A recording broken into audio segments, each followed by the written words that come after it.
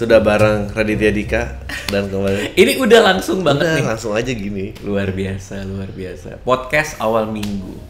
Gue melihat video gue di lo ya. Oh, udah lihat. Gue kira gue akan ternyata itu salah satu video paling rendah mungkin ya ada di YouTube lo. Iya, kayaknya sih ya. Cuman, iya. Orang-orang saking nggak tahu ya itu anjing gue sama pilot itu aja kalah ternyata. Sama Vincent Raditya ya, Vincent Raditya udah mau 600.000 view-nya. Wow. Juta lebih. Berarti emang segitu berbedanya penonton ya berarti ya. Sebenarnya gue ketika bikin podcast itu gue tahu view-nya pasti kecil. Gue udah punya feeling karena platformnya kan gue bagi juga kan ke Spotify kan. Terus yang kedua juga itu konten panjang gitu. Jadi sebenarnya feeling gue memang segituan gitu. Cuman yang gue nggak sangka adalah beberapa episode itu ada yang naik di belakang gitu. Jadi long tail itu panjang banget gitu. Memang. Tema-tema kayak yang kita bahas kayak podcast, ada duit yang nggak segala macam itu kalah dengan tema-tema yang kalau kayak Kapten Vincent kan lebih general soal pesawat kan. Jadi sebenarnya awalannya juga segitu-segitu aja view-nya, cuman makin ke belakang long tail-nya dia ujungnya makin dapet gitu. Gue nggak tahu lu lagi wise apa berusaha menghibur gue doang. Enggak, cuman ya kebayangnya gitu lah. Gue balik ngobrol sama lu dan gue tuh terngiang-ngiang gitu. Lu bilang ya stand up gue jujur apa itulah segala macam. Emang lu sendiri lu ngerasa apa gitu dengan karir lo yang sudah sekian lama? Kepuasan itu hilang emang beneran mengganggu atau? Mengganggu. Karena kalau gue selalu bikin konten itu satu buat orang lain, satu buat gue. Jadi mau itu film, mau itu buku, mau itu video YouTube, gue selalu bikin satu buat orang yang orang suka, satu buat diri gue sendiri yang gue suka. Sehingga cuman masalahnya adalah lama-lama gue ngejar apa yang orang suka aja gitu. Kebablasan gitu. Lama-lama dari 1-1 jadi 2-1, jadi 3-1, jadi 4-1 gitu. Dan lama-lama kok nggak fulfilling lagi gitu, nggak memuaskan gue lagi. Nah yang terjadi adalah makanya gue mulai lebih jujur dalam bikin sesuatu gitu. Contohnya kayak podcast ini gue bener-bener gue udah nggak peduli mau berapa yang nonton, gue pengen ngobrolin apa yang gue seneng, gue suka, ya udah jadinya kayak gitu. Nah lucunya adalah beberapa view yang gue ngerasa kayaknya kurang nih dan orang nggak terlalu suka, dan akhirnya gue compromise lagi. gue mencari bintang tamu yang lebih mainstream gitu loh gitu, dan ya mau gimana gitu, maksud gue ternyata nyandu sama perasaan untuk diapresiasi lebih banyak. Ya ampun. Gitu. Oke, nah ini gue tuh penasaran karena sebetulnya kalau lu bilang ya gue terima kasih banget kalau dibilang honest, tapi gue memang secara kayak it just never enter my conscious gitu bahwa ada sebuah lahan yang harus ditahlukin gitu. Dan lo ngobrol apa gini, gue notice Atta bakal nyalip lo reality ya ngomong itu. Lu aware gitu, lu dengan competing dengan siapa, environmentnya kayak apa. Gue tuh have no clue gitu, maksudnya kalau nggak karena anak-anak gue nggak tahu kali Atta gitu, maksudnya gue juga ngeri, gue nggak mau jadi om-om yang udah detach terus berusaha ngikutin perkembangan karena itu juga aneh gitu. Iya betul. Tapi perasaan conversation kayak tiap hari kayak yang lu bilang gitu, anjing it's about number semua. Kalau ketemu kayak dong collab gitu ya. Artifisial sekali ya, atau kayak apa gimana sih rasanya? Betul. Kayak misalnya apa ya? Misalnya gue sama Kapten Vincent nih. Kapten Vincent dia salah satu YouTuber yang lagi naik daun banget sekarang. Apalagi kemarin dia lagi trending nomor 1 kan di Indonesia. Dia main ke tempat gue collab sama dia. Abis itu dia bilang bahwa nanti next time gantian ya. Dia bilang kayak gitu. Berarti bikin video buat dia gitu. Nah, dari situ aja gue tahu bahwa memang begitu adabnya gitu YouTube itu. Ketika lo collab sama orang, ya lo harus balas collab juga gitu. Dan kita ngatur jadwal dan akhirnya ya gue collab sama dia gitu. Jadi memang semua itu soal walaupun nggak secara eksplisit bilang bahwa gue ngeluangin waktu gue, ada value gue yang gue kasih buat lo, tapi gue tahu itu ada, ngerti gak maksudnya? Ngerti gue. Ngerti gak gitu? Maksud gue adalah, tapi gue pengen lo tahu ya, gue rela buang konten ini asal kita jadi temen. Cuma biar lo tahu kayak gitu segitunya gue.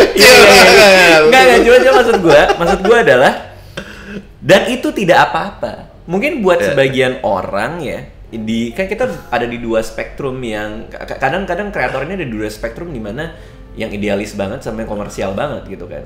Mungkin buat di ujung spektrum yang sangat-sangat idealis, ketika misalnya gue collab di tempatnya Kapten Vincent, terus gue duduk terus dia bilang kita bikin apa nih yang rame gitu ya. Maksudnya perkataan kita bikin apa yang bisa rame aja itu kan itu mengganggu pasti kan. Cuman buat gue yang berada di tengah-tengah spektrum, gue ngerasa oke, lo maunya kayak gimana, dan dari data channel lo apa yang biasanya seru gitu. Akhirnya kita ngobrol, kita develop bareng video buat dia, ada 2 hari itu gitu. Nah, kayaknya ini sedikit banyak karena gue train secara akademis sebagai marketer. Emang gue belajar ilmu ekonomi gitu. Gue belajar pemasaran, gue kuliah finance dulu. Sehingga semua adalah soal pertama knowing tempat lo tuh, benchmarking lo gimana. Lo dengan kalau lo nggak tahu orang lain dapat berapa view, gimana caranya lo punya target berapa view gitu loh, maksudnya bahasanya gitu. Lalu karena gue train sebagai orang ekonomi gitu, maka gue harus punya growth gitu. Seberapa besar gue tumbuh, apakah 20, 30, 40%, tapi industrinya kayak gimana gitu. Itu juga yang ngebuat gue ngejual saham gue di penerbit Bukune, which is penerbit yang gue bikin sendiri pada saat itu. Karena saat itu industri buku lagi turun banget dan gue kayaknya mesti kabur deh. Gue exit sebelum turun semua. Gue kayaknya mesti kabur ya karena gue jual saham di situ. Karena balik lagi kita di data gue tidak menunjukkan ini grow yang panjang gitu.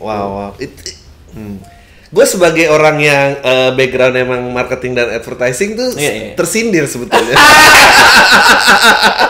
Gue juga, gue lagi mikir kenapa gue nggak ngambil jalan lo ya gitu. Maksudnya kalau gue tuh kayak ada bukan yang ngoyo sih sebetulnya, kayak gue tahu reference gue ini, gue pengen push kalau gue jadi reference gue, orang-orang tuh penerimaannya kayak apa gitu.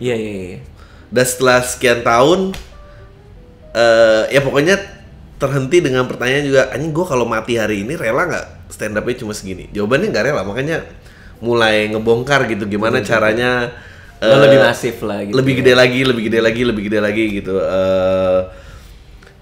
Tapi doing it from that way around ke sini gue lebih nggak kebayang lagi gitu. Iya, misalnya kita gue selalu dapet ngobrol mungkin per semester sama YouTube. Kita duduk bareng, kita bongkar bareng konten gua, apa yang works, apa yang enggak, retentionnya berapa, orang nonton sampai habis apa enggak. Kita duduk bareng. Lalu di situ kita menemukan bahwa data konten-konten paranormal experience gua di mana gua ngomongin perhantuan itu banyak banget yang nonton. Nah, jalan tengahnya yang gua dapat adalah gini. Ketika lo bermain di spektrum yang sangat commercialized, lu pasti bukan pasti sih, lo mungkin ngerasa bahwa lo bisa fabricate cerita-cerita hantu ini. Karena lo cerita soal cerita hantu di rumah, terus rame, view-nya gede banget. Langkah logis berikutnya adalah gue ceritain lagi di rumah gue, tapi gue kan nggak ada konten kan, maksudnya nggak ada cerita hantu kan. Ya gue settingan aja, gue bikin aja gitu kan.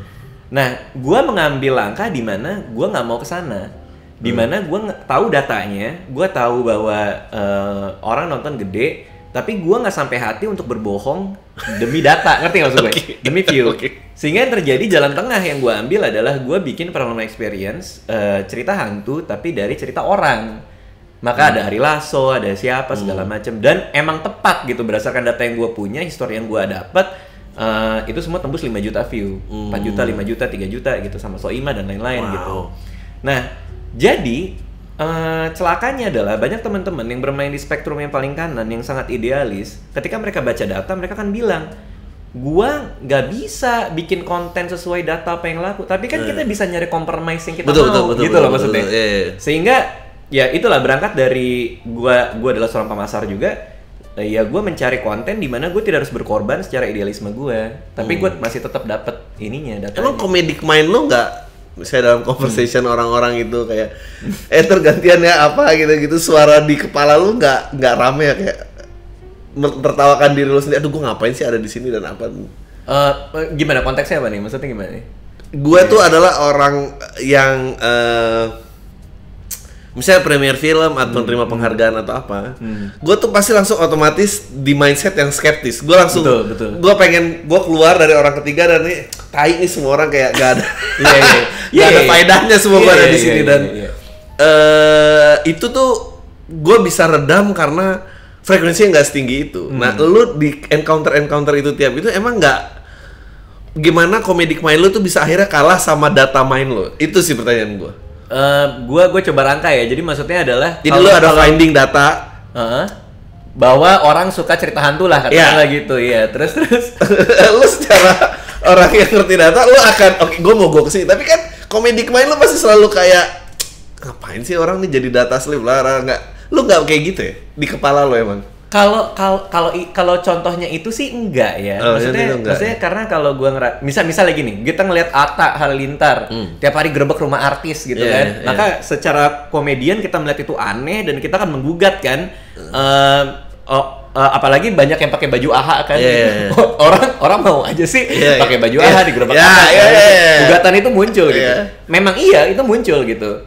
Cuman gua kadang nggak nemu lucunya. Yang bener loh. Iya, kalau gue tergugah, gue tidak menemukan itu menjadi sebuah materi stand up yang baik gitu dari kepala gue gitu.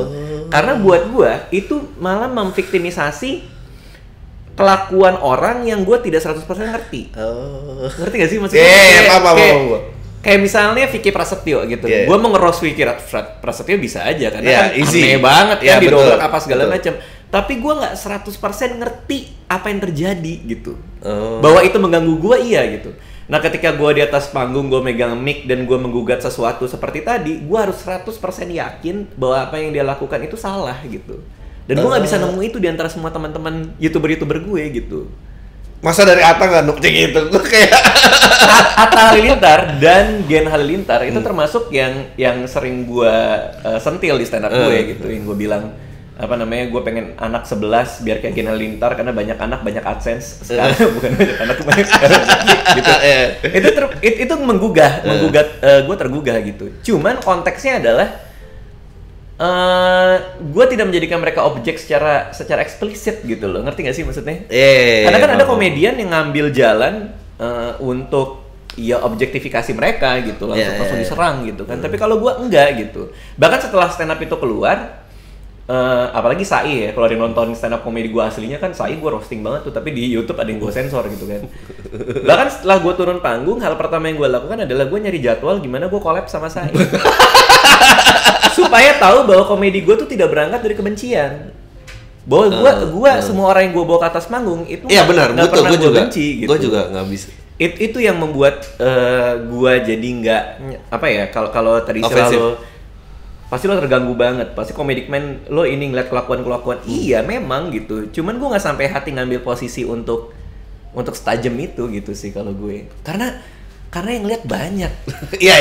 Kalau 11 juta ya di terakhir kali stand up gue 11 juta orang itu banyak yang nonton, terus gue ngambil posisi, ngambil mikrofon, terus gue sikat habis-habisan.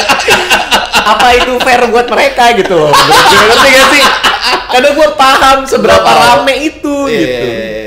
Ya gue juga kan gue bikin nangis ibu gue kayak stand up bisa kayak gitu. Memang sih gitu. Tapi itu menarik kayak ofensif sama nggak ofensif. Gue juga nggak pernah put my hate. The people that I truly hate itu nggak ada yang tahu. Maksudnya betul sama. Gue nggak pernah bawa apa yang gue benci di atas panggung. Gue juga. Maksudnya itu ada craftsmanship, ada apa. Gue mungkin base-nya hate, tapi gue pasti udah move dari situ, bisa gue analisa objectively gitu. Kalau ranting di atas panggung sih nggak menarik, kayak ih ini orang kayak kesurupan gini ya, kenapa dia marah-marah. Tapi there's always an interesting line di mana kalau buat gue yang gue nggak tahu apakah ini menjadi jawaban yang lo cari gitu. Pada saat act dan reality itu it's very thin. Kalau gue selalu ngejar magic itu bahwa kan it's a make believe ya. Iya. So the greatest trick itu pada saat lu nggak tahu anjing ini trik apa beneran sih. Gitu. Iya, ini komedian ini bersikap apa sih sebenarnya? Iya gitu, dia truly hate ini apa enggak gitu.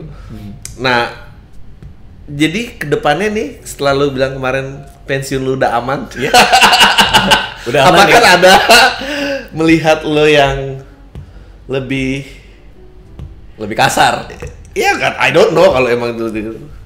Sebenarnya stand up comedy gua ketika gua off air, sekarang sih full orang kaget pasti gitu. Kayak yang stand up comedy terakhir gue itu 1,5 jam, 30 menit gue angkat dan gue sensor gitu. Cuman orang yang datang off air dan nonton gue kaget gitu. Oh ternyata begini orangnya gitu. Itu emang udah keluar gitu. Cuman yang terjadi adalah kalau gue bicara dari emosi real yang harus gue angkat untuk nulis stand up comedy, gue kan selalu bicara soal keresahan kan. Nah keresahannya itu setebel apa dan serela apa gue bicarakan, itu yang sekarang gue udah gak mikir.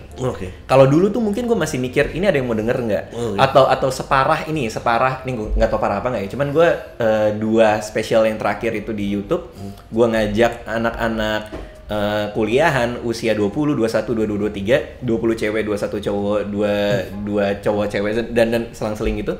Yang gue tanya adalah, lu lagi merasakan apa gitu. Kita rasa soal Instagram gitu misalnya, kenapa ada Instagram?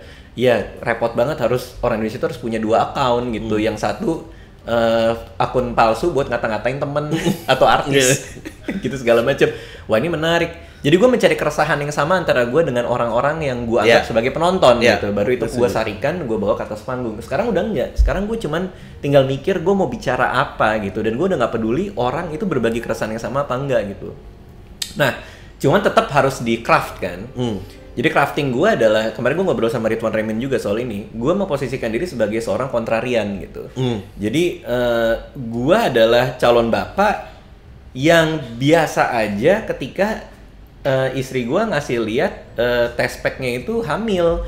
Malah Eko Patrio yang sebelah gue sampai mau nangis meluk-meluk gue. Sebenarnya gue kayak, ini anak gue apa anak dia sih sebenarnya kan, gue jadi bingung gitu kan.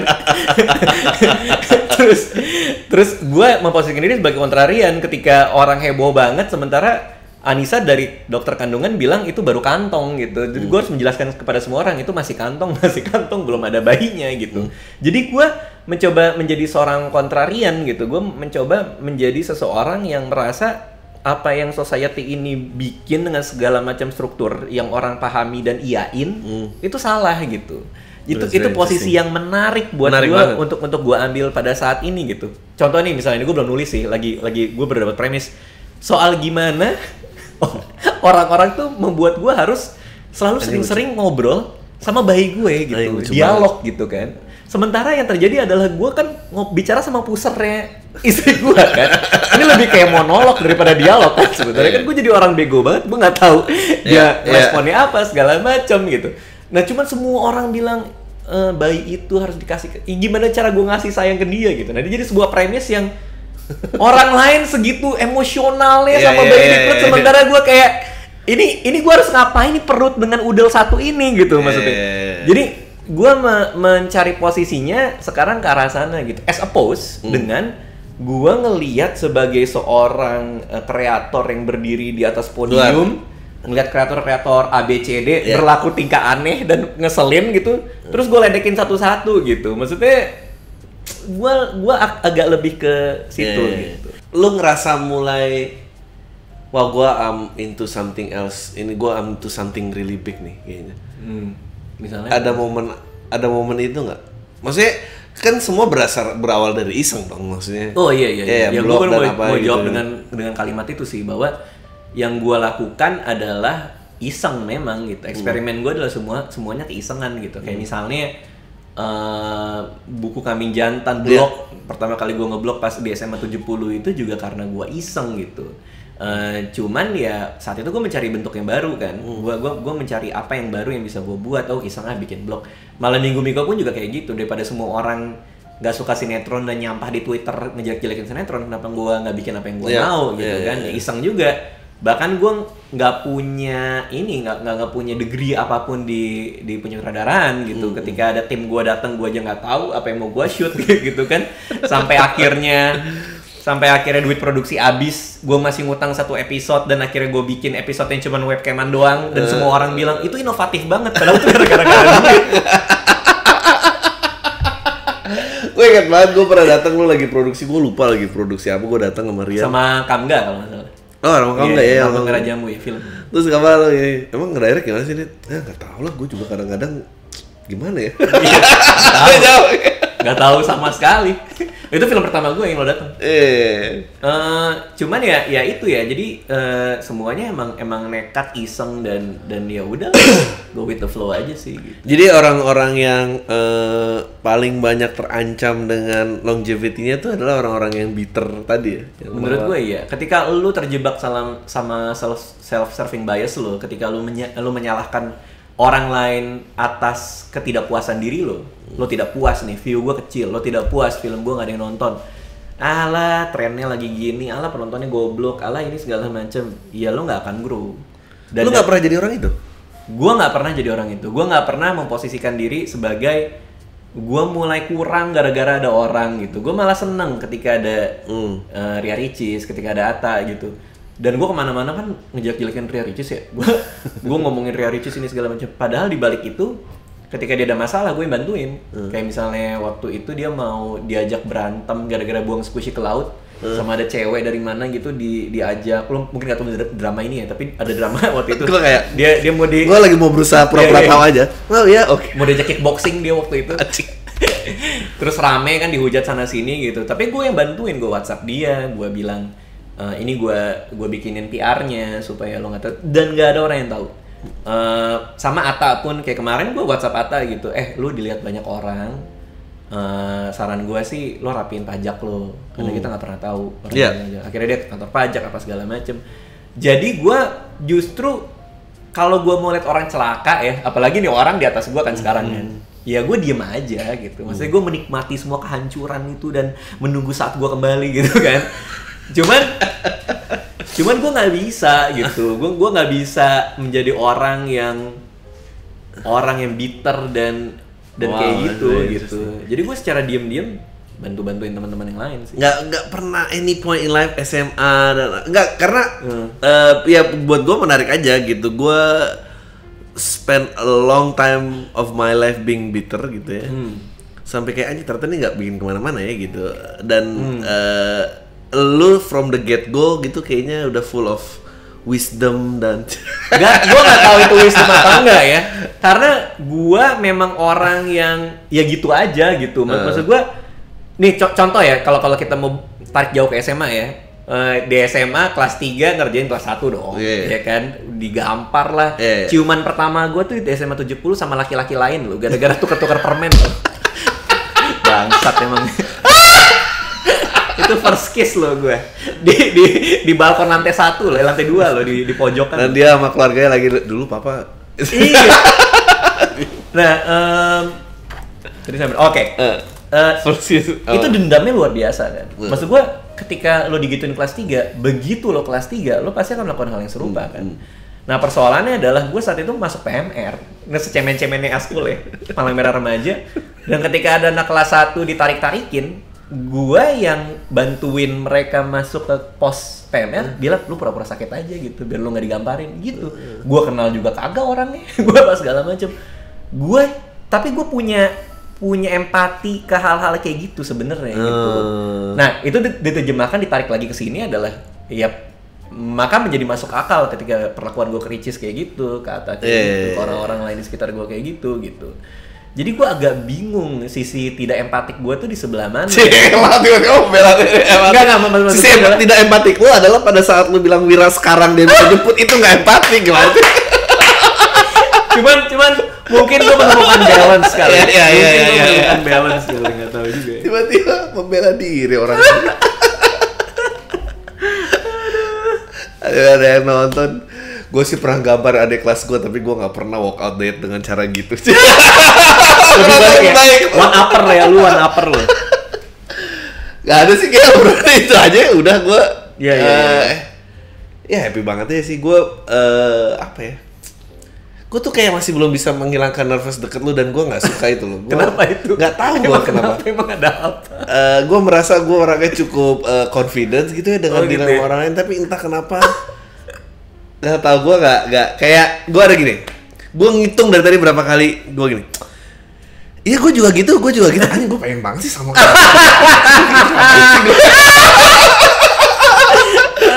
Gue dari tadi kayak ini terus kayak itu menarik banget. Lah mati emang beneran menarik apa enggak?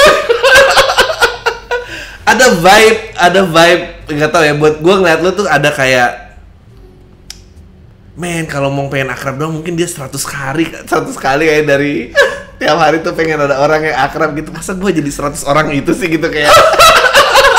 Dan gue nggak kayak, gue inget banget ada komen di YouTube lu, gue ngeliat sekilas ada yang bilang gini, kayaknya Radit ketemu temen introvertnya. Itu rasa gimana tuh?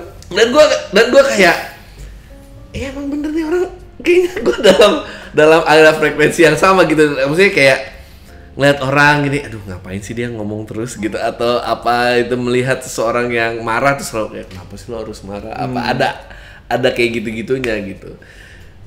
Tapi mungkin yang disturbing buat gue adalah dari semua similarity itu, lu jauh lebih sukses. Jadi kesannya gue kayak mau naikin tangga fame itu dan gue menolak jadi orang itu gitu. Iya. Udah itu aja sebelum lebih parah lagi. Thank you banget. Ya makasih Adri ya semuanya, makasih ya. Dadah.